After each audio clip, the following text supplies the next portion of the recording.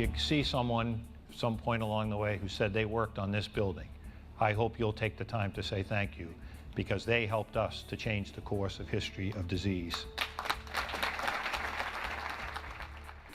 From the very beginning, Chancellor's edict was, you will move forward and you will get this building in place so we can begin to save lives. And we actually took that message and we put it in our construction trailer so everyone could see it on a weekly basis and everybody understood the sense of urgency. We had 4 years, exactly 4 years from the day that we started this project to program, plan, design, and build the building.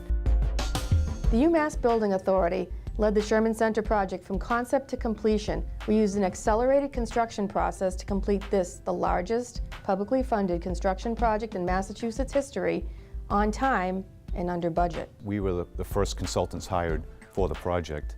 The UMass Building Authority had a quasi-public process. We were still designing while we were releasing design packages. We believe that that type of management strategy saved this project well over a year of time, and time is money. And once we were hired, we then started to form the team with the architect, the construction manager, the commissioning agents, the testing companies, and so on.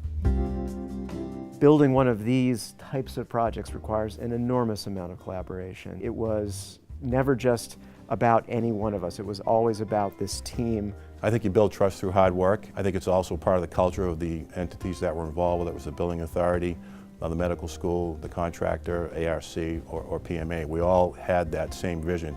There are a lot of decisions made in a given day, a given week, thousands, if not hundreds of thousands of decisions made on this job that required teamwork, collaboration, and open, transparent environment. One of the joys is finding ways to make it beautiful. And for us, looking at the types of wood like the Anna Gray wood and the stainless steel, all of that work together in harmony to really make it a kind of a warm environment, a place where you want to be. One of the things I love about this building is walking up the main stair and up into the central atrium. And from that atrium space, you've got a great skylight. You can look up and you can see the main research tower above you. You can look around on each side and see the students of the learning communities. You can see the spaces on the other side for the simulation suites. You look down, there's people dining and students studying down in there. And suddenly it all comes together. One of the things that this project gave us an opportunity to do is integrating dry research space with wet research space. I mean, we're seeing that as a trend in general within laboratory design.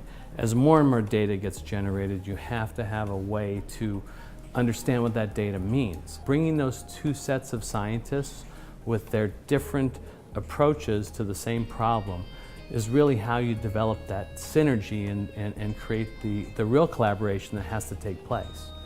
It was a long process. We were spending a lot of time in meetings, figuring out what these labs were going to be like, developing standards and layouts, testing those.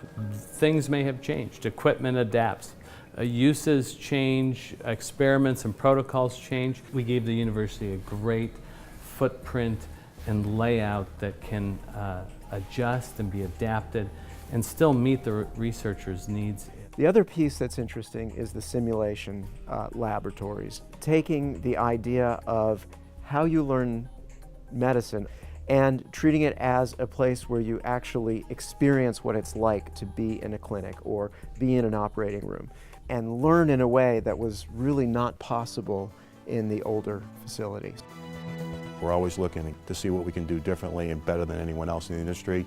The way we use BIM, or Building Information Modeling, on this project was taking it to the next step. Most contractors use BIM to coordinate. We actually use BIM to manage the process and build the building virtually before we actually had to build it in place. BIM allowed us to have meetings where we could look in virtual time of challenges that we would have found in the field, would have produced cost impacts potentially, schedule impacts. We wanted to take BIM to the next level, which was really a request from the Vice Chancellor here at the medical school.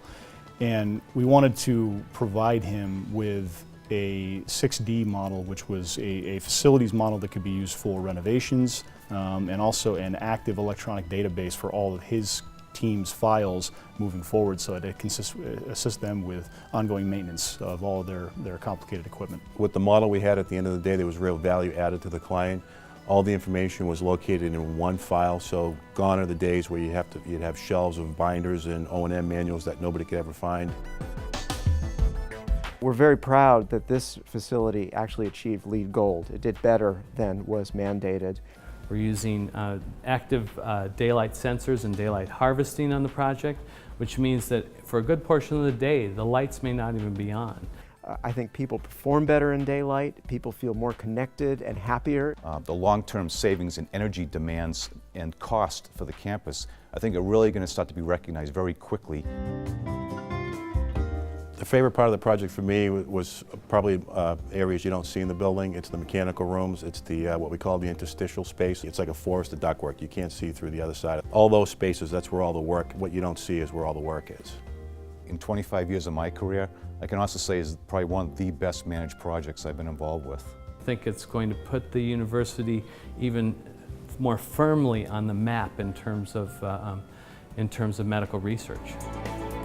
The quality is exceptional, and if we could win an award for teamwork, I think that would be the ultimate award, because that's what this project to me was all about. The research within it will eradicate diseases, and the economic impact of this one building will facilitate 1,600 jobs within it and $264 million of economic activity throughout the Commonwealth.